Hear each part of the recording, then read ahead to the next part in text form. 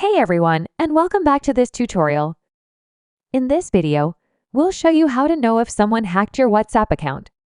We'll explore sneaky signs that might indicate someone hacked your WhatsApp account. So, let's get started. Open your WhatsApp account on your mobile device. Tap on the three vertical dots at the top right corner to open a drop-down menu. Click on the Linked Devices option. Here, you can see how many devices are connected to your WhatsApp account. If you want to remove any of these devices to secure your WhatsApp account, tap on the device you want to remove and then tap on the Logout option in the menu bar.